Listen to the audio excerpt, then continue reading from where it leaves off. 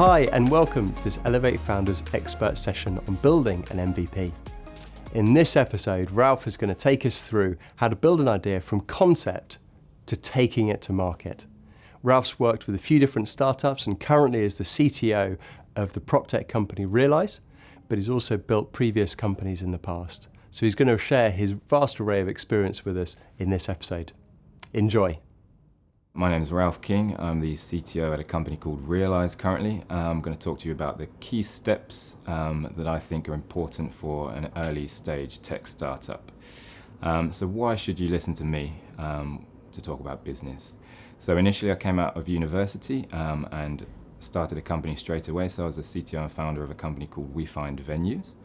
So this was a bootstrapped company, no funding at all. It wasn't a particularly novel industry, but we were essentially putting a new take on an industry that was already there. Current role, I'm the CTO at REalyse. So REalyse is a funded startup. It's a prop tech startup, an idea that was actually born out of a product need, essentially a product that nobody had ever tried before. It wasn't my idea. I came into the company at a very early stage, just after the MVP stage, which I'll talk about in a bit, and before pretty much any customers had come on board in the business. Initially, I was looking to move on and start another company. I liked the idea at REalyse and I liked the founder, so decided to come on board. Those things mean I've kind of seen a lot done well in my years in this industry, a lot done badly. I've done some things well and I've done a few things badly as well, so that's kind of what we're going to talk about in these videos. So the first thing I want to chat about is idea or execution. So you're starting a business, you need an idea. Lots of people, including me the first time around, wait for an amazing idea to hit you. That doesn't happen very often. In fact, it's very, very rare. That's a good thing because you don't actually need an amazing idea to create a product. I think, personally, that execution is actually more important than your initial idea. Market validation is important, but I would tend to emphasize execution over idea always. With REalyse, the company I'm at currently, that was an idea that was born out of essentially an actual business need. So the CEO at REalyse, a chap called Gabriel Mercado, he was working in property before, in the investment side. He realized that there was just no data anywhere. So he had this idea to start collating these data sources, residential property data sources in the UK, put those things together and build a product. And that was a great idea. But it also needed execution. It doesn't matter how good your idea is. That was a pretty novel idea. Nobody had tried it before at all, pretty much. We have some competitors now, but no one had tried it before. And again, it just goes back straight to execution. So the second thing that I would like to talk about, a small stage startup, at some point you're going to have to decide whether you need funding or not for your business. That's a pretty big question. So with my first business, We Find Venues, we stayed very, very lean. We bootstrapped that business. We never took any funding at all. Keeping a company lean, not spending a lot, being tight with the way you spend money is a pretty good way to give it longevity even at the start.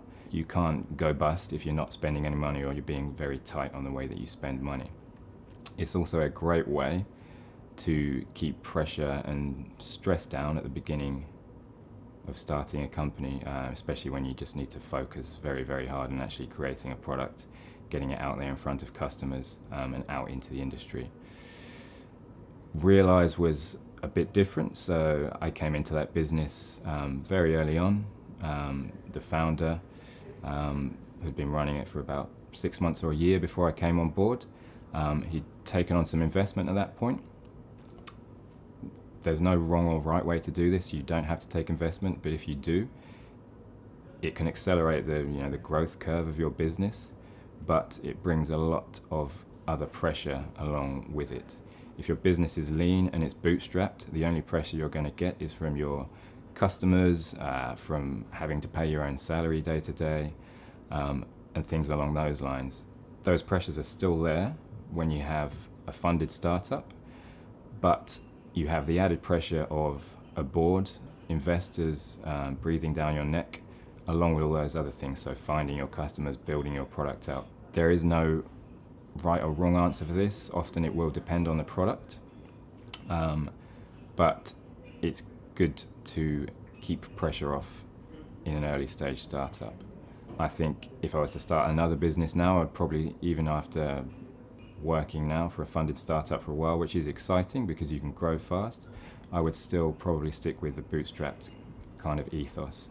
So build out the product and the small parts that need to happen first before I go looking for funding and all the added pressure that comes along with that sort of thing. Third thing really that I want to talk about is how you build an MVP. So now you've got some funding or you've decided to bootstrap a product, you need to go ahead and build that product. Now, the two different routes, if you're taking funding or you're not taking funding, you may do this slightly differently. So as an example, with We Find Venues, our minimum viable product was the full product. We knew what we wanted to take to market. We knew how long it was going to take to build. We knew the data that needed to be on that website before there was any chance of us gaining any customers for that product. Initially, before putting it together, we had to get around 1,000 venues in London signed up onto this online venue finding platform to actually have a business. So that is a kind of MVP that takes a lot of work. With REalyse, the MVP was just a massive spreadsheet. REalyse is a data company. We pick up data from a lot of sources. It's there and it needs to be collated for our customers to look at.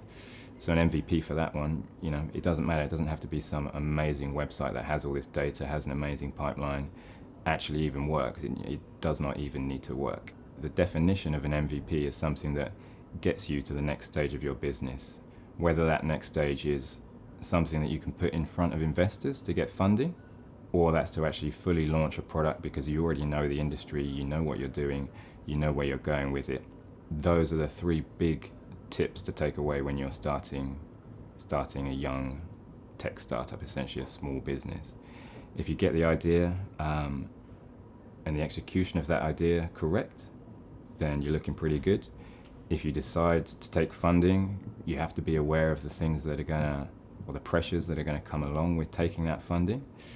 If you don't, that's great, but it's difficult in other ways. And obviously with the MVP, with the product, you need to get that right before you take or choose your route, essentially. Whether you've got funding or not, whether you've got a good idea or not, whether you've started to execute well or not, your MVP is what is going to get you to the next stage in the growth of your company. Thank you so much for watching this episode, and I really hope you enjoyed it. If you did, please subscribe and please comment below and tell us what you want more of these expert sessions on. We will go and find the experts. Thank you too to Runway East for letting us use these offices to film in. If you're looking for shared workspace to grow your startup from, I would highly recommend you use them. They're based in London and Bristol, but they're expanding fast, so do check them out. And thank you for watching.